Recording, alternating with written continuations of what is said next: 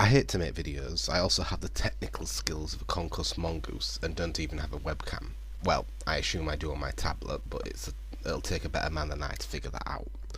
So you'll have to forgive me if this is far from polished. I'm Paul, probably better known as Sparky. I blog at Sparking Darkness and Fangs for the Fantasy, and contribute round and about like Ars Marginal.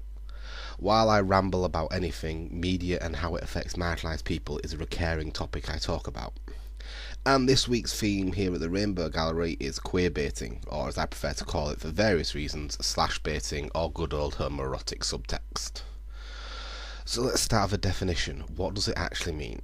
Well, baiting happens when you get two characters on a show with a whole lot of homoerotic subtext. They can manifest itself in many ways: lingering looks, lots of physical contact, performing surprisingly intimate non-sexual tasks that friends rarely do for each other, like straightening a tie or adjusting clothing, or just touching each other a considerable amount. Lots of emotional moment that require hugs, lying each other's arms, etc. Sometimes it's a series of gay jokes, like two men being mistaken for a gay couple for laughs repeatedly, or people making jokes about them being like a married couple. Sometimes it's double entendre, or even blatantly single entendre. Profound bond, anyone? Or some convoluted turn of events that ends up with them in an awkward sexual situation or close physical contact. For example, Teen Wolf has a paralysed Styles collapsing on top of Derek. In most cases it won't be a single incident, it will be repeated over and over again to create a recurring theme of subtext. In extreme cases this subtext is even pandered to by the show creators, writers and actors. So there's a video out there of Misha Collins and Sebastian LaRoche kissing, there's a video of Dylan O'Brien and Tyler Hutchin cuddling on a boat, and we have writers like Jeff Davis tweeting that Styles could possibly be canonically bisexual. Note the possibly there. Because no matter how repeated it is, no matter how blatant it is, no matter how much the show creators hint and imply, ultimately all of this subtext does not become canon. The characters remain canonically straight or canonically undefined, which in our heteronormative society kind of means the same thing, sadly. No, it shouldn't, but it does. And this is the problem, especially when you consider that most of the shows that are worst offenders are also shows that have little or no actual GBLTQ inclusion. Maybe a few tokens that appear for an odd episode or other extremely minor characters like Supernatural, Teen Wolf, Hawaii Five-O, Merlin, etc. The subtext, the slash baiting, has almost become a replacement for actual GBLTQ characters. I feel almost like it's plausible deniability pretend inclusion. They can claim inclusion cookies from fandom that cares or pretends to care, while at the same time leaving the door open to deny having any major GBLTQ characters, which we know can be so very, very upsetting to the cis-het folks. And that's the feeling that really clings to this for me. It actually takes me back to growing up in the 80s, yes, I'm dating myself, where you couldn't possibly have a gay person on television, so they resorted to subtext to get the message across. But it's 2013, we're past, or should really be past, us being the love that dare not speak its name. Why is our identity something writers feel a need to be coy about? Why is it so damn difficult to actually have a GBLTQ character in a major role? Not a villain, not a minor token, a servant or a GBF. About the only time you come close to seeing that is when there's an ensemble cast, because then the gayness is diluted by plenty of straight representation. I want a main character, there, right there, none of this are they, aren't they crap. I want to be there. I want to see myself. I want to be there and acknowledge, not implied to, with nudges and winks, like our mere presence is so very naughty it cannot be mentioned in polite company. Because that's what it feels like to me. Watching all this subtext, especially with few or no actual GBLTQ people in the show, makes me feel like I have to be sneaked in, that I have to be referred to in code, that we have to be carefully make sure there's not too much of me to stop the straight folks barreling away from their television screens like a pack of terrified lemmings. My presence is scary, my presence is dangerous, or it's awkward or obscene. I feel I'm expected to accept these scraps of subtext and be happy because it's all I can ask for, because being asked for more would be just too much. So when I see subtext on screen, I don't see a shout out for GBLTQ people. I don't see hinting at a future canon, and I certainly don't see inclusion. I see the scraps at the table. I see a consolation prize to those who will never win. I see the sugar that's meant to make me swallow some very bitter medicine. And as to fandom, the problem is that fandom very much colluded to this.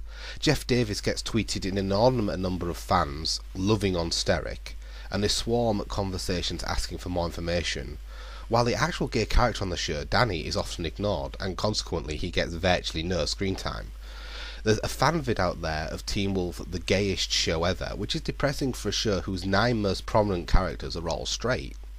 Supernatural is apparently the gayest show on television, and a gay romance. Yet the only example we've seen of actual gay male characters are brief one-off episodes for comic relief, and the only lesbian character except for a dead woman in the first series is Charlie, who we've only really seen for 3 episodes. Fandom eats this subtext up and asks for more. Fandom sees the tie straightening on Hawaii 5-0 or Castiel's profound bond with Dean and squeals with glee, ignoring the fact that these shows are really, really erased when it comes to GBLTQ people. In short, fandom is buying this. Fandom invests in their ships and is willing to play along with the idea of these erased or tokenized shows as somehow being pro-GBLTQ. Fandom is quick to fanpoodle, and as I mentioned with Danny and Steric, is often so loud about their ships that they overwhelm the actually much more minor actual GBLTQ characters. In fact, fandom can be ferocious in the face of any criticism of the erasure or tokenism of their precious. Try criticising Supernatural or Teen Wolf on Tumblr, it can be a harrowing experience. Actually making it harder to address the erasure than it would be if there wasn't a slash fandom around the show. But there's also the nature of fandom that adds to making this slash baiting uncomfortable to me. The other day, RVC Barden, myself and some others were batting around on Twitter about the Once Upon a Time fandom and the LBQ women who can so identify with and see themselves in Regina or in the Regina Emma pairing. At the same time, how actors and writers of the show rather brutally shut it down flat. Contrast that to the constant teasing that goes on around Supernatural or Teen Wolf. Now, there are differences between the shows and the pairings, but one important element is the people climbing for the ships in Supernatural and Teen Wolf are not the people being represented.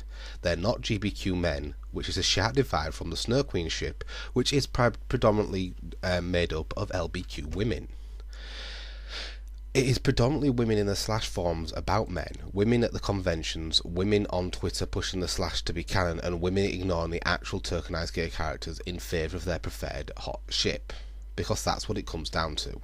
Not for marginalised people trying to find themselves in a major role on TV, but people outside of that group who want to see hot men getting it on because they think it's sexy and it gives them a happy time in their pants.